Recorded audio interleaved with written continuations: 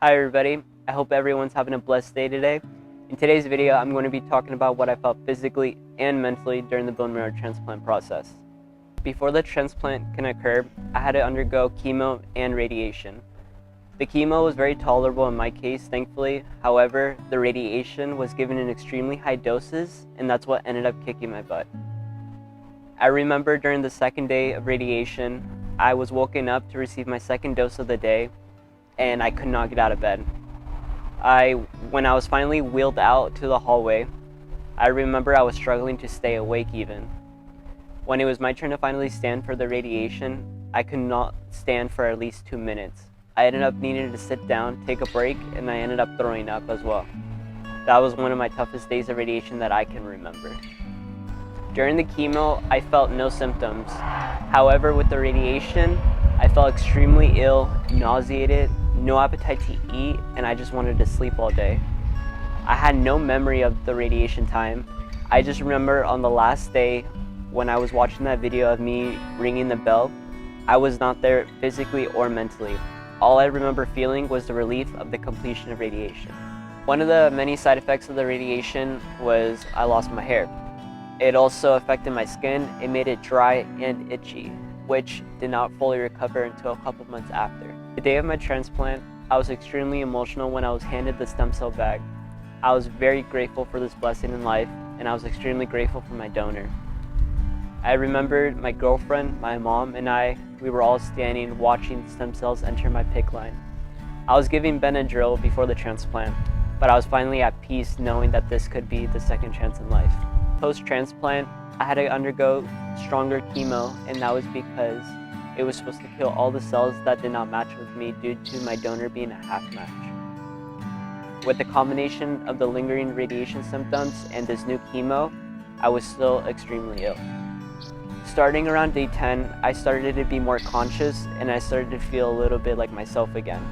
I was starting to eat a little bit more, and with the help of my doctors, nurses, girlfriend, and mom, I was starting to walk a little bit more day by day. It was hard, but it was not impossible.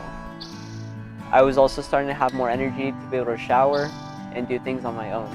During the time when I began the radiation and a few days after the transplant, I remember I was very mentally down. I was exhausted, and it was a really hard battle during that time. I think it was probably my hardest battle yet. I remembered I felt like almost giving up. However, I still had that faith in me, and I still had that support from the bone marrow team and my girlfriend and my parents and my family. I didn't want to give up. I was listening to music. I was trying to find stuff that I can enjoy, so that way every day that went by further, it wasn't going to make it harder for me to recover. I remember looking at the whiteboard, just waiting for my white cells to start going up. It was a letdown. As another day went by, my numbers wouldn't go up. Around day 20, my doctors were very pleased on how my results were looking. They were starting to improve. They were pleased on how independent I was starting to become. And I started changing my medications from IV to oral tablets, and that meant I was a step closer to going home. The day when I found out I was going home, I was full of joy. I was jumping with excitement inside, even though I felt physically tired. When I went to ring that bell with my fire cadet helmet, I knew that it was over. I knew that I was another step closer to my recovery. When I went down and outside of the building and I felt the fresh air for the first time, it was one of the best feelings you can feel. Because when we are on that transplant floor, us patients do not have access to the air outside because of our immune systems being so low. So feeling that fresh wind on my face, it was an unforgettable moment. Although I was home, I had restrictions I had to follow for the first 100 days of recovery. I had a strict diet to follow. I could not go out, and I needed to stay away from sick people. I was still not also allowed to see my extended family yet until I was past 100 days. Around day 70, I was starting to feel and look more like myself. My family noticed. I took out my PICC line. I got a PET scan done to show any signs of lymphoma. That was also when I found out I was cancer-free.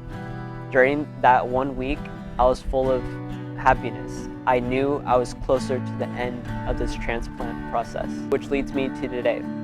Day 108.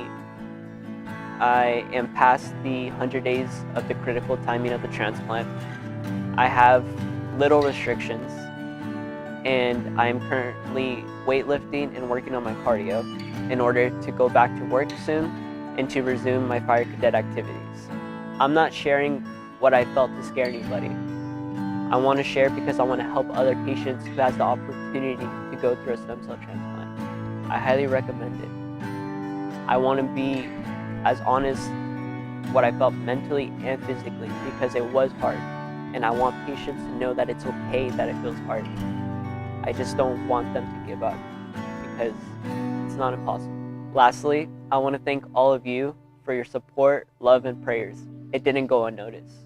I want to thank my girlfriend and my parents for being there by my side, my girlfriend's family and my extended family for the support and prayers in the background, my bone marrow transplant team for taking care of me, Orange County Fire Authority for showing me what brotherhood is in the fire family, and I want to thank God for giving me this 1 in a million testimony to help other patients in need.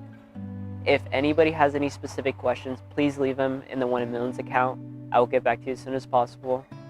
And if you need any advice and support, I'm here for you. Thank you.